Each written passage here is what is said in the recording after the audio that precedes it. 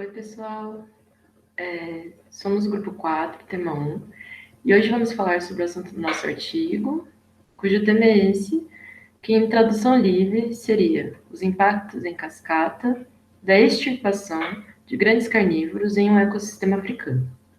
Eu sou a Isabela, e o nosso grupo é composto pela Andressa, o Bruno, a Giovana, o Guilherme, eu, o João Paulo, o Matheus Ossamo, o Matheus Duran e o Vomes.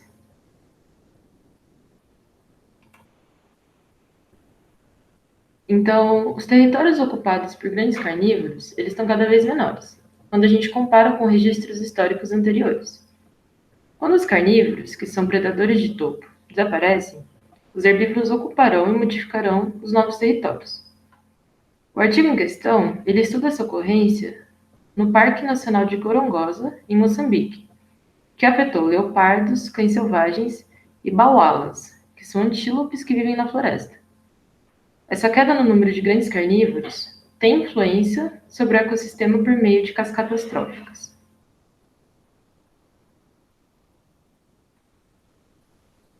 Resumidamente, cascatas tróficas são mecanismos de regulação em cadeias tróficas, que podem emergir de efeitos diretos ou indiretos entre populações, afetando, por exemplo, o forrageamento da presa. Assim, uma cascata ocorre quando predadores afetam plantas pela criação de paisagens de medo, causando redução de animais, do número de animais herbívoros ou imposição de modificações no comportamento destes, que buscam maneiras de diminuir o risco de predação, diminuindo, por exemplo, a procura por comida. Da mesma forma, a extinção de carnívoros podem criar essas paisagens de destemor, onde grandes herbívoros procuram alimentos em ambientes antes arriscados, suprimindo a abundância de plantas alimentares.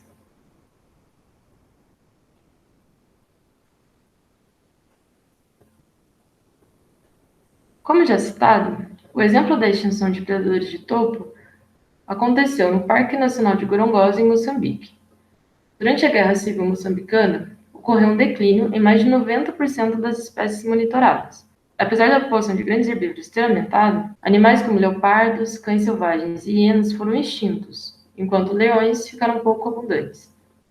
Assim, a partir desse sistema, foi avaliada a evidência de uma cascata trófica mediada por comportamento. Bom, assim, o artigo de Atkins e colaboradores nos mostra que os conflitos armados podem influenciar negativamente as interações das comunidades. E para a gente entender melhor, então, esse tema, nós selecionamos um artigo que foi recentemente publicado na Nature, cujo primeiro autor é uma etnobióloga brasileira. E esse artigo, ele diz que os declínios nas populações de mamíferos induzidos por estado de guerra são mediados pela história de vida dessas espécies, pela sua história evolutiva, pelo tipo de habitat e também pelas preferências dos caçadores, evidenciando como as guerras impactam as relações ecológicas de um ecossistema. E esse artigo, então, ele trata da Guerra Civil Angolana, que ocorreu do ano de 1975 até 2002, então foi uma guerra muito longa, sendo que os pesquisadores compararam a biodiversidade de mamíferos presentes no período pré-guerra com aquele do período pós-guerra, tanto nos ambientes de savana quanto de florestas de um parque nacional chamado Parque Nacional de Kisama. E algumas das perguntas, né, que os autores colocaram para o artigo foram: as consequências da guerra são as mesmas em savanas e florestas? E quão persistentes são tais consequências? Foram algumas das perguntas, então. Bom, eles concluíram que nos habitats de savana, 20 das 26 espécies, né, que foram estudadas, apresentaram um declínio de até 80%. Em sua população, considerando o período antes da guerra até pós-guerra e as projeções para o futuro. Foi destacado também que os grandes mamíferos sofreram mais com a sobrecaça, porque eles eram a preferência dos caçadores.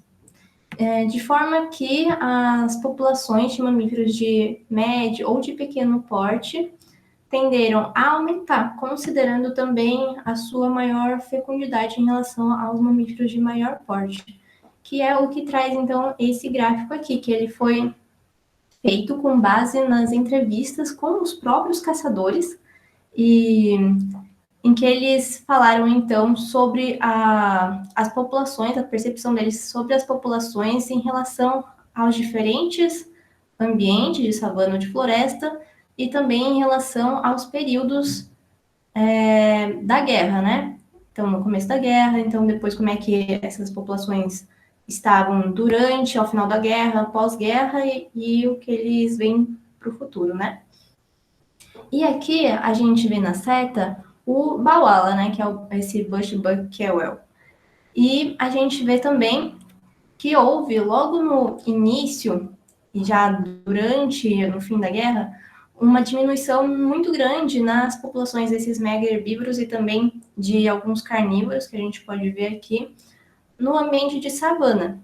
Enquanto que nos ambientes de floresta, essa diminuição da população de mega herbívoros e de carnívoros, ela se deu de uma forma mais tardia, já no pós-guerra, principalmente, que foi mais expressivo. E os autores dizem que isso ocorreu porque os caçadores, no primeiro momento, eles tinham mais facilidade de conseguir essas grandes presas no ambiente que é mais aberto, e que, no entanto, a sobrecaça levou a uma diminuição muito severa dessas populações, o que fez com que eles, posteriormente, começassem a buscar esses grandes mamíferos já nas florestas, acarretando também a sua diminuição ao longo do tempo. E, assim, o bauala, que é um mamífero de médio porte, sua população foi crescendo aos poucos. E o que é muito bacana nesse artigo é que ele mesmo menciona o artigo de Atkins e colaboradores de 2019, pontuando que não houve recuperação das estruturas das comunidades em nenhum dos parques, porque apesar da recuperação da densidade da biomassa, a composição das comunidades foi mudada drasticamente. Então, os impactos das guerras civis na vida selvagem, eles são explicados nesse diagrama, em que os autores dividiram os impactos diretamente das táticas militares ou de um contexto mais amplo de guerra, né? Em que aqui os balões em vermelho indicam os impactos negativos e os azuis os impactos positivos sobre as populações. Então, levar em consideração que as guerras civis e todo o cenário político e social dos países africanos em guerra pode nos ajudar a inserir esse tema das cascatas tróficas num contexto ainda mais amplo, né? Destacando o quão complexo é esse assunto e o que vai ficar mais evidente nas próximas falas dos meus colegas. O Parque Nacional de Gorongosa, ele engloba a planície de inundação de um lago chamado Urema, e os bosques de savana que são localizados ao seu redor. Durante o período seco, essa planície encontra-se sem árvores, sendo ocupada por gramíneas, plantas herbáceas e subarbustos leguminosos. Esse território é rejeitado por herbívoros como os baualas, que preferem locais com cobertura das árvores e que apresentam caminhos de fuga para os predadores. Para os animais como os baualas, essas áreas deveriam apresentar riscos. Porém, com o relaxamento da pressão de predação, poderia haver um encorajamento dos indivíduos a explorar o habitat aberto que antes seriam perigosos. E foi justamente isso que aconteceu. No ambiente contemporâneo, que é marcado pela presença reduzida dos predadores, os baualas foram observados frequentando a planície de inundação do Lago Urema, ou seja, a criação de uma zona de destemor, né? Para esse estudo, as observações originais foram quantificadas acoplando marcadores de GPS a 11 baualas e rastreando seus sinais periodicamente. Os dados recolhidos demonstraram que haviam dois padrões comportamentais principais. Um subgrupo que se mantinha restrito às áreas mais densamente florestadas, enquanto o outro subgrupo se mantinha nas bordas das florestas, explorando e forrajando regularmente as planícies alagadas. A hipótese sugerida era que os baualas exploravam a planície aberta devido à extirpação dos predadores locais. Para testá-la, foram utilizadas imitações dos sinais de presença dos predadores, tanto nas áreas de floresta quanto nas áreas de planície, e sinais falsos foram utilizados como controle. Os sinais utilizados foram de duas categorias. Os sinais auditivos eram playbacks de vocalizações de leopardo e o ruído branco era utilizado como controle. Os sinais olfativos eram fezes artificiais de leão e urina de carnívoros, enquanto a solução salina e fezes de herbívoros eram utilizados como controle. Primeiramente, foi quantificado a evasão dos baualas na presença dos sinais de predadores e, em seguida, foi aumentando os sinais para a população na planície alagada, simulando uma paisagem de medo, para verificar se isso aumentaria o uso da cobertura das árvores. Durante o experimento, foi observado que os baualas evitavam os sinais de predadores, mas não os sinais de controle. Os sinais de controle não causaram mudança em nenhuma das duas populações. Já os sinais de predadores causaram um aumento no uso da cobertura vegetal nos animais de planície alagável, mas não nos animais de área de floresta. Resumindo, os animais que exploravam a planície adquiriram um comportamento mais cauteloso que aqueles animais de floresta e se restringiram à área florestada. Outra hipótese levantada pelo estudo foi a relação entre o consumo de alimento mais nutritivo e o score corporal das populações. Tendo em vista que nas áreas de planície alimentos mais proteicos e com maior teor energético estavam mais disponíveis aos baualas do que nas áreas florestadas, foi observado que a população de planície realmente possuía índices de tamanho e condição corpóreo melhores do que a população das áreas de floresta, que consumiam esses alimentos mais nutritivos em menor quantidade. Também foi investigado os efeitos potenciais da expansão dos animais nas espécies vegetais presentes na planície de inundação. Primeiramente, observou-se que a espécie de planta aquática Bergia moçambicensis, cuja presença era negligível na dieta dos demais animais herbívoros, tornou-se extremamente relevante na dieta dos baualas, que exploravam a planície. Exemplares dessa planta foram cercados e comparados com exemplares que não foram cercados.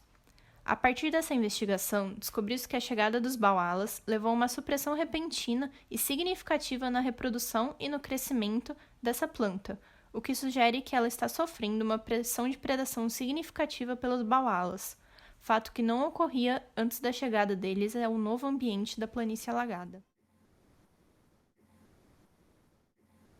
Bem, ainda sobre o artigo que nós mencionamos anteriormente, ele mostra que a extinção dos grandes carnívoros, devido à Guerra Civil de Moçambique, perturbou bastante a cascata trófica que existia na floresta de Gorongosa. As populações de bauala começaram a frequentar as regiões de várzea, que antes apresentavam maior risco de predação, mas também contêm recursos mais nutritivos. Por serem locais abertos e com menos árvores, os predadores tinham mais facilidade para localizar e caçar as presas. E agora, com a ausência deles, essas regiões puderam ser ocupadas, tanto pelos baualas como outros grandes herbívoros. Essa mudança de habitat gerou uma troca de hábitos alimentares também, com acesso a esses recursos melhores. E isso, consequentemente, levou a uma melhora na condição física das populações, que agora estão frequentando essas planícies inundadas.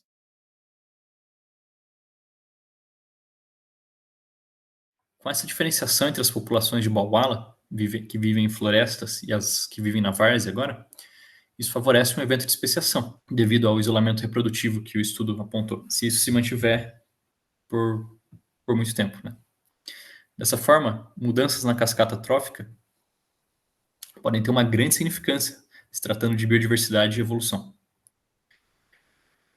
Então, o estudo suporta a ideia de que a carência de predadores de topo transforma o comportamento das presas e contribui para a distribuição dos herbívoros e as interações deles com a cascata trófica do ecossistema. Recentemente, houve a introdução de canídeos selvagens em Gorongosa, o que pode comprovar a hipótese levantada pelo trabalho, já que, mesmo na ausência dos predadores, os baualas ainda se comportavam com cautela. Então, vai ser interessante ver o que a reintrodução de alguns predadores de topo vão fazer tanto com a distribuição desses animais, como com o comportamento deles de novo. Essas são as nossas referências. E muito obrigado.